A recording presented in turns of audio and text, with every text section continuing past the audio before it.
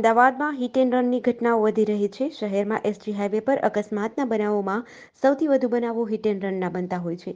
ત્યારે SG highway પર વધુ એક અકસ્માતની ઘટના બની છે. ગઢડા સ્વામિનારાયણ મંદિરના એસપી સ્વામીએ પૂરપાટ ગાડી ચલાવીને થલતેજ ટ્રાફિક બૂથને અથડાવી હતી, જેમાં ટ્રાફિક બૂથ તૂટી ગયું હતું.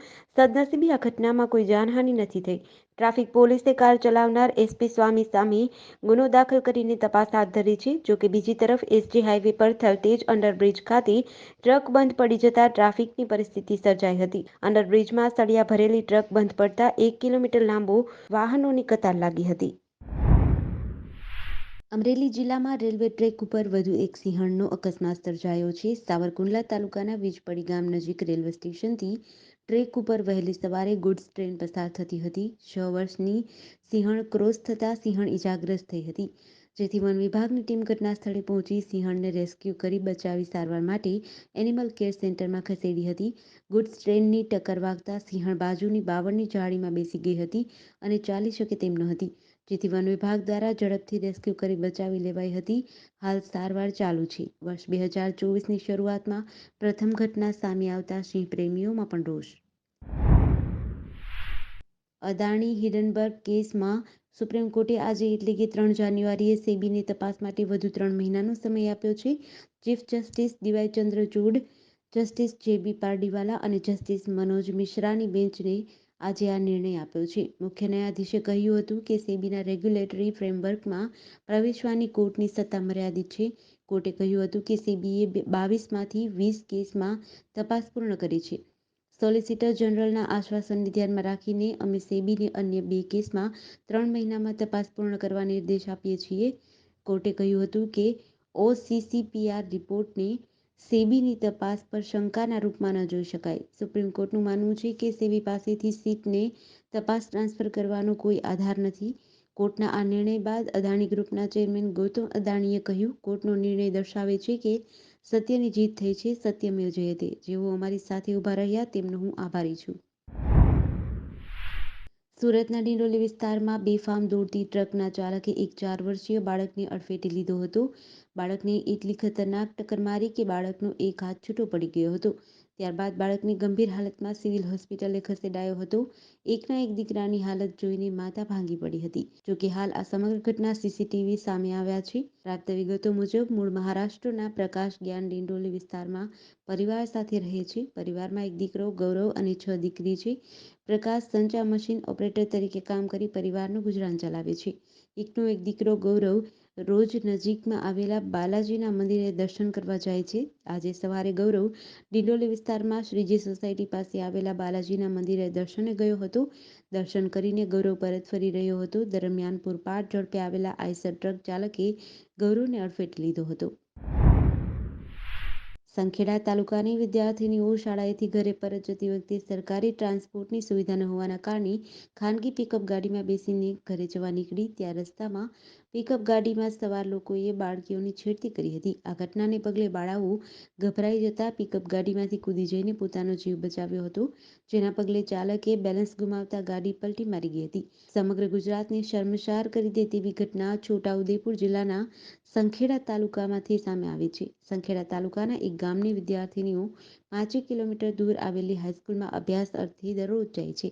6 વિદ્યાર્થીનીઓ શાળાએથી છૂટી ચાલતા ઘરે જતી હતી, ત્યારે રસ્તામાં એક પિકઅપ ગાડી મળતા બાળકીઓ આ ગાડીમાં બેસી અને ઘરે જવા નીકળી હતી. અગાઉથી જ આ ગાડીમાં 5 લોકો સવાર હતા, જેઓ નશામાં ચકચૂર હોવાનું સ્થાનિક લોકો જણાવી રહ્યા છે.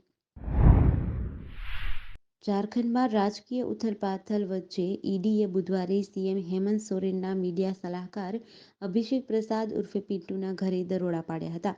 ઈડીએ ગેરકાયદે માઇનિંગ સંબંધિત મની લોન્ડરિંગ કેસમાં રાંચીના મુખ્યમંત્રીના કેટલાક નજીકના સહયોગીઓના ઘર પર દરોડા પાડ્યા છે, જેમાં આઈએએસ અને સાહિબગંજ ડીસી રામનિવાસ યાદવ, ખોડનિયા બ્રધર્સ, પૂર્વ ધારાસભ્ય પપ્પુ યાદવનો પણ સમાવેશ થાય છે. સીએમના પ્રેસ સલાહકારના ઘરની બહાર સુરક્ષા દળ તહેનાત છે. કોઈને અંદર કે બહાર જવાની પરવાનગી નથી.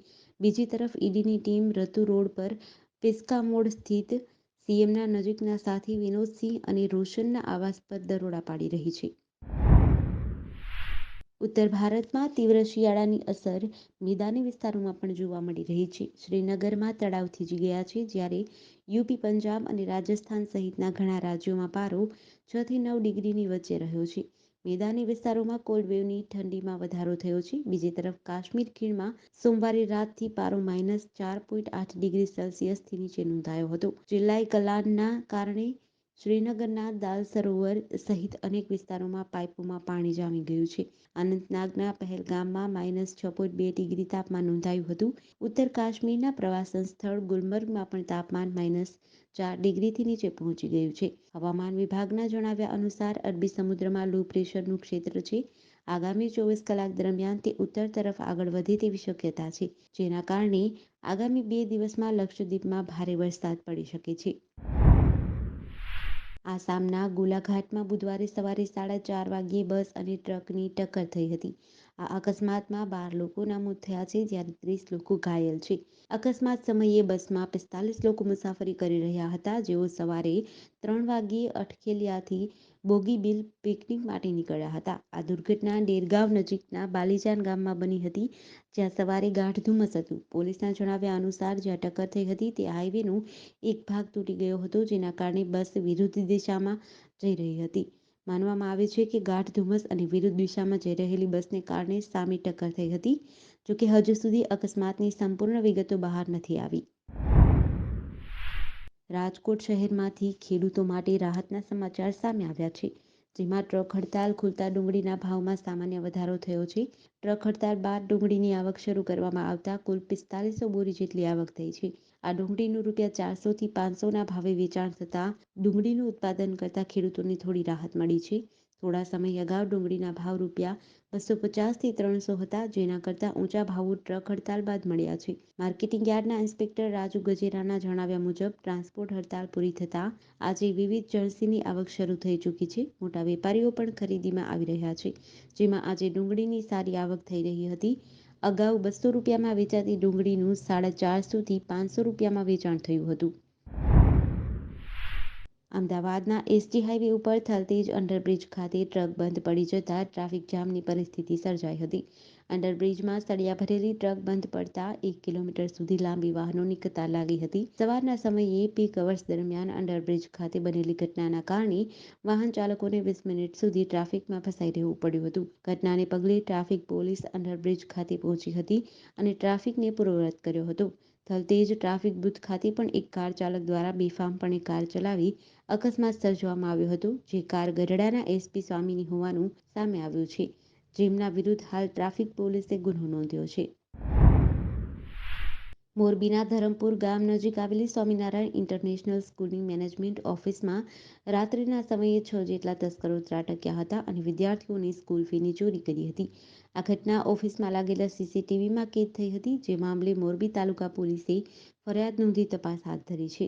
પ્રાપ્ત વિગતો મુજબ મોરબીના રેલવે સ્ટેશન રોડ પર અક્ષરધામ પાર્કમાં રહેતા ઈશ્વરભાઈ કેલાએ મોરબી તાલુકા પોલીસમાં ફરિયાદ નોંધાવી કે તેઓ મોરબી તાલુકાના ધરમપુર ગામે આવેલી સ્વામિનારાયણ ગુરુકુળ ઇન્ટરનેશનલ સ્કૂલ ખાતે સેવા આપે છે.